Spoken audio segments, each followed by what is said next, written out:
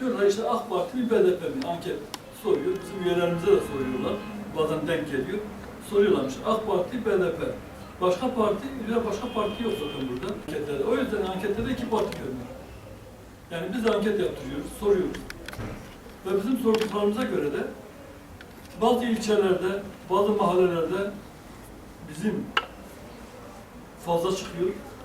Bazılarında BDP fazla çıkıyor. AK Parti yok. O noktada şu var. Şu an bir de bizim rakibimiz zaten adaylar değil. Şu an biz adaylarla şey yapmıyoruz.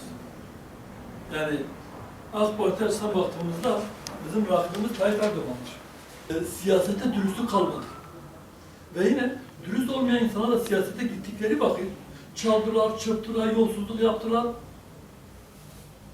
Ve bakıyorsunuz ki bunun neticesinde bu sefer adalet kalmadı. Adalet kalmadı. Şu an seçim çalışması yapıyoruz. Köylere gidiyorum ben. Köylünün bana sorduğu, diyor ki falan parti geldi.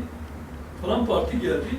Dedi ki eğer bize köylü olarak oy verirseniz sizin köyünüze su getireceğim. Vatandaşın iradesine ipotek koyuyor. Biri rüşvetle, şantajla bunu yapıyor. Diğeri baskıyla bunu yapmaya çalışıyor. Seçimler işte bu ortamda geçiyor. Yani sandık hileleri deseniz zaten arası var. Yani hem örgüt gücünü kullanıyor, AK Parti devlet gücünü kullanıyor. AK Parti'nin devlet gücünü etkisi olan yerlerde AK Parti sandık hilesi yapıyor. Diğer tarafta BDP kırsal kesimde ya da kendi örgütsel gücünün olduğu yerlerde bu sefer o baskıyı uyguluyor. Ve vatandaş özgür iradesiyle seçimini yapamıyor. Şu an köyleri geziyoruz. İlçeleri geziyorum. Mesela geçen aradığımızda da ben Hadro ve Hani'de mitinglerimiz vardı. Bugün aslında ben Karaca'nın köylerindeydim. Oradan programı yarıda kesim geldim. Şimdi köylere gidiyoruz, yerlere gidiyoruz. Halkta gelen çok büyük bir teveccüh var. Ve halkta bir beklenti var, bir umut var. Yani dürüst insanlara hasret kalmışlar.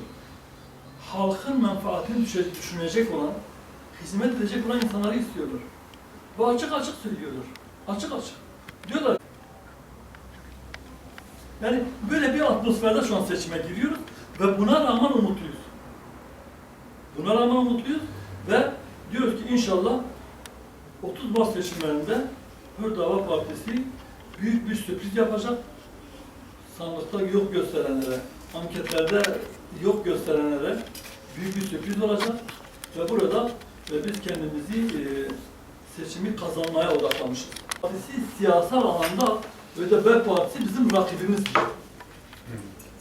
A Partisi de diyor ki ben sistemi değiştireceğim, dönüştüreceğim. B Partisi de diyor ben değiştireceğim, dönüştüreceğim. Düşünün, nihayetinde iktidara gelen, yani bizim düşüncemizde inançlara özgürlük diyoruz. Yani kimliklere, etnik kimliklere özgürlük dememizin yanında inançlara da özgürlük diyoruz. Herkes inancını yaşayabilsin. Devlet gerçekten tarafsız olsun. Devlet tarafsız olsun. Ne dinin aleyhine ne de diğer yabancı, yani diğer Müslüman olmayanlara aleyhine, ne İslam'la ne din aleyhine bir tavır sergilemesin. Eşit bir muamelede bulunsun ve tarafsız olsun. Dine müdahale etmesin. Ama İslam mahkemeye gidecek ya da kendi aralarında hakem olarak kabul ettikleri bir insana hakemliğine başvuracaklar. Kendi hukukuna göre değil, ben meselemi kendi hukukuma göre, Tevrat'a göre ya da Tevrat'a göre çözmek istiyorum. Yahudi hukukuna göre çözmek istiyorum. Devlet ona bu imkanı vermelidir. Verebilmelidir. İki Müslüman da dese ki ben şu ticari problemi İslam'a göre çözmek istiyorum, devlet ona da imkan versin. Anlaşmazlık halinde devletin hukuku yürürlüğe girsin. devletin dini dışlayan Dini baskı altında dini devlete uydurmaya çalışan, devletin kontrolü altına sokmaya çalışan zaten rejimin, devletten ziyade Kemalist rejimle uyuşturmaya çalışan bir din anlayışı var. Burada Diyanet Teşkilatı da bunu meşrulaştıran bir şeydir. Şu an Diyanet Teşkilatı, layık bir ülkede Diyanet Teşkilatı olmaz.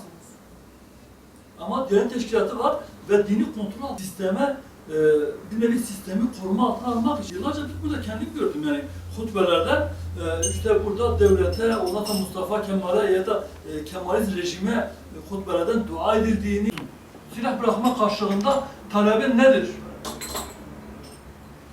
Kürt sorunu çözdükten sonra devlet bu sorunu çok daha rahat, şiddet sorununu çok daha rahat çözebilir.